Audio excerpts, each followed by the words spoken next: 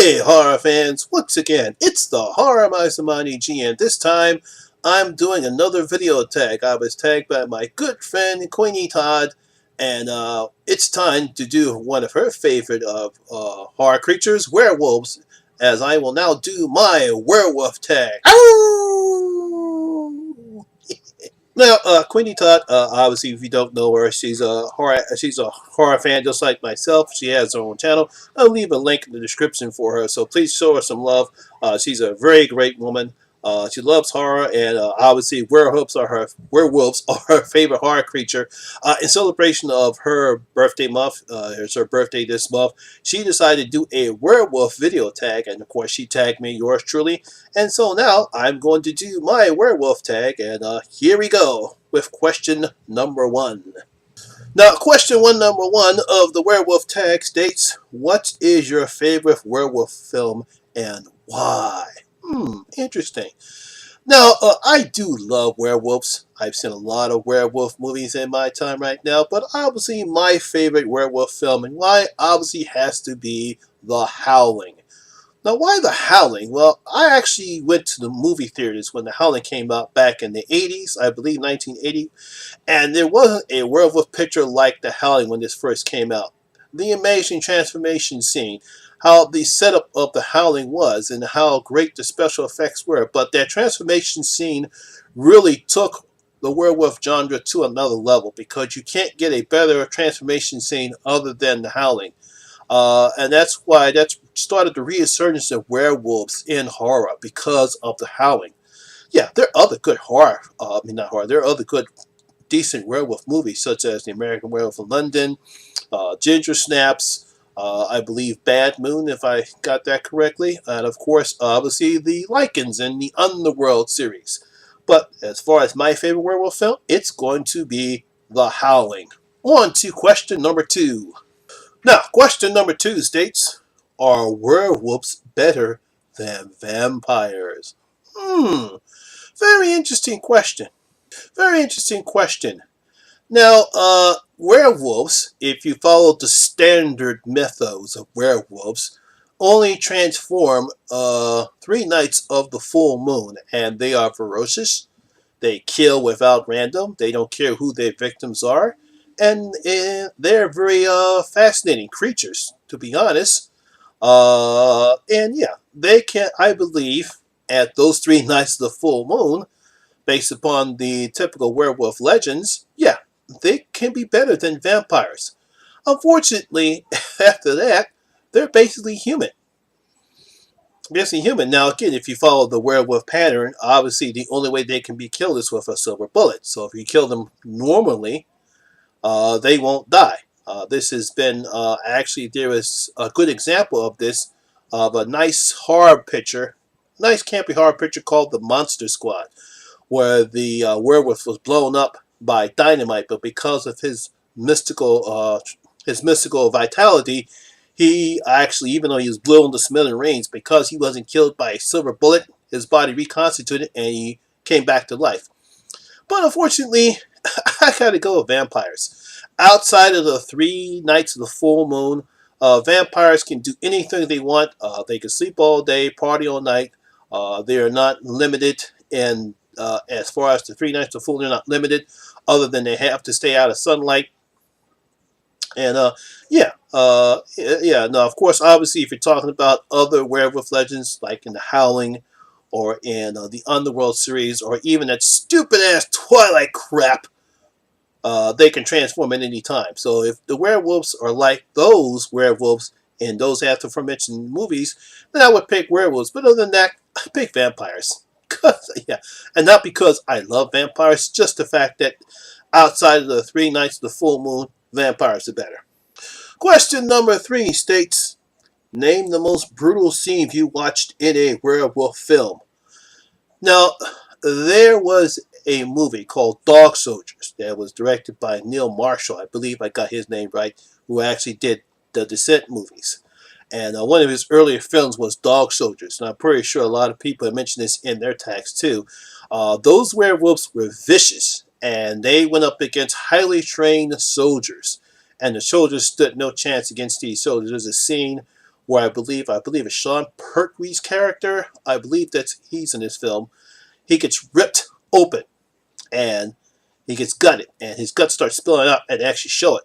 And he tells his mate, that he's been pinned, thinking he's going to die, but because he got attacked or bitten by a werewolf, it automatically heals itself. But that's one great scene. There's another great scene that I seen on somebody else's video where the werewolf literally takes this guy's head off, clean right off, and they show it, and he throw it up against the car. That was decent. Yeah, but those were there. Yeah, those scenes were very brutal, and I would definitely pick Dog Soldiers as the most brutal scenes I watch in a werewolf film. Question number 4. What's the best werewolf transformation you ever seen? A lot of people are picking American Werewolf in London, and I get that because it was a outstanding transformation scene.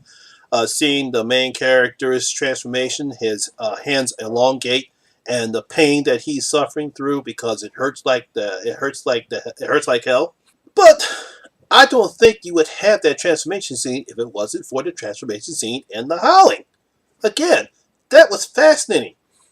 I also like the fact that the transformation scene in The Howling comes from the main antagonist in the movie, David List, if I got his name right, because he is using his abilities to kill people, whereas American Werewolf in London, which is more lighthearted, the main protagonist there, we feel sorry for him. His friend got shredded while they were in the back roads. He gets bit, and the werewolf curse transferred for him. So we feel sorry for his transformation. But in the Howling transformation, that was just totally fantastic. I can't remember the guy who did the special effects. I think his name is Rob Bottin. If I got that name wrong, let me know and leave it in the comment section. I believe his name is Rob Bottin, who did the special effects in the Howling. But you can't top that special effects, because when I was in the theaters and everyone was watching that, everyone freaked the fuck out because it was such an amazing transformation scene. So I gotta go with The Howling. I'm sorry. It's just an excellent transformation scene. Question number 5. What is the silliest, worst werewolf film have you seen? Now, I've seen some bad movies in my time. I've seen some bad werewolf pictures in my time. Obviously, the worst would have to go to the so-called sequel called An American Werewolf in Paris. Now, first of all, the movie has nothing to do with the events that took place in the first movie, only except that supposedly woman, I believe, the main woman, she winds up getting pregnant, and she gets afflicted with lycanthropy.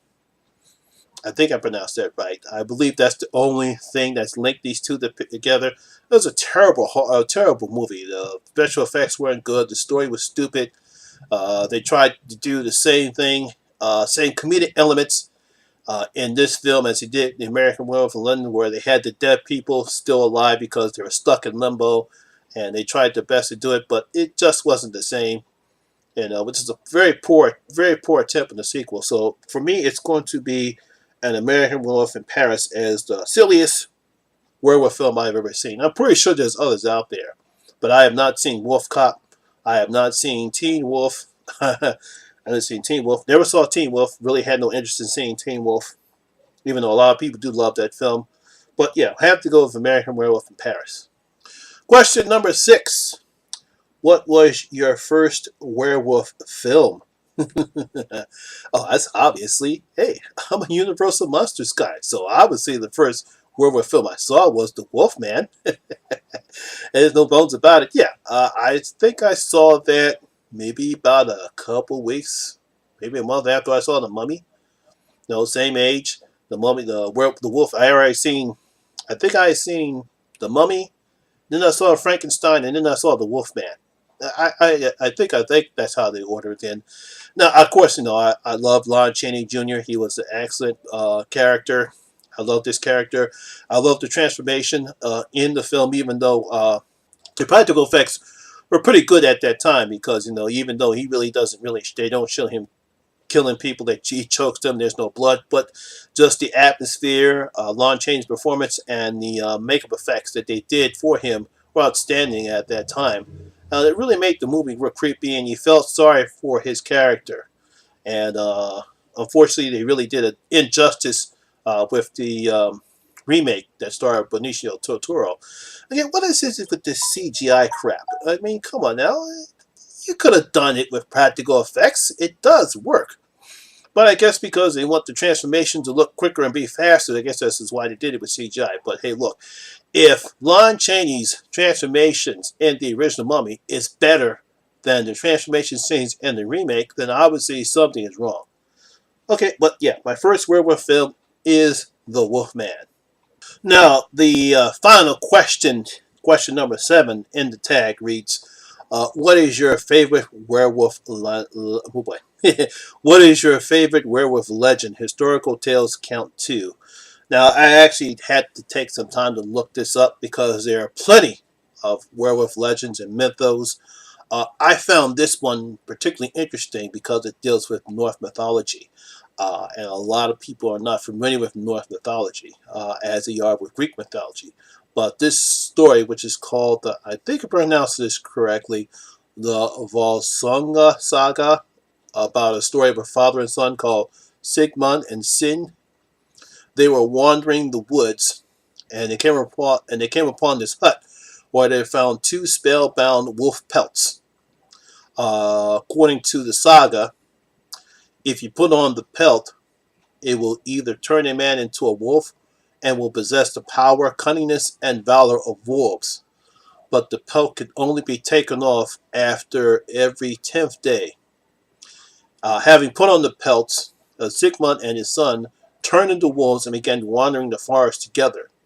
Before they decided to split up, they agreed to howl to each other if either of them encountered 7 men in a fight at a time. Now the son breaches the agreement and kills 11 men at one time.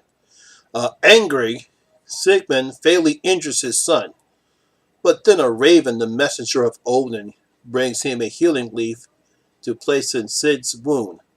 After Sin is healed from his wound, he and his father take off the enchanted pelts as the 10th day arrived. They burn the pelts to ashes and free themselves from the curse of lycanthropy, which I thought was a nice story. Even though his son decided to go against his wishes, the father decided to hurt him.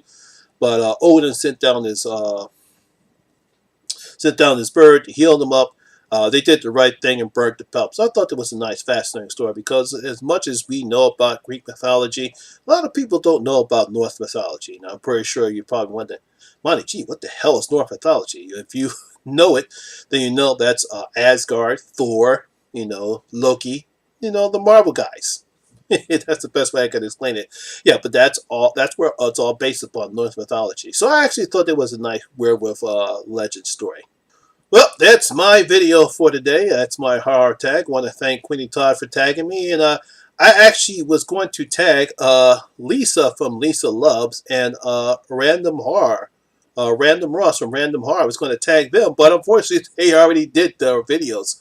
So I really don't know who to tag, but I'm pretty sure this tag video is going around a lot. So if you haven't done it, go ahead and do it. I'll leave a link in the description below to Kweeny Todd's tag, a horror tag, so that way if you do the tag, let her know, and that way I'm pretty sure she'll create a playlist and she'll include it in the tag. So that's basically my video for right now. So that's my video for today, guys. I hope you guys enjoyed it. And if you did, please give the video a thumbs up and share because it really does help the channel out. But even what helps the channel out even more is that you have to click on that subscription button and ring that notification bell. That way you can come and enjoy the horror experience with me, the Horror Miser Monty G. And as always, all my social media links will be down in the description box below as well.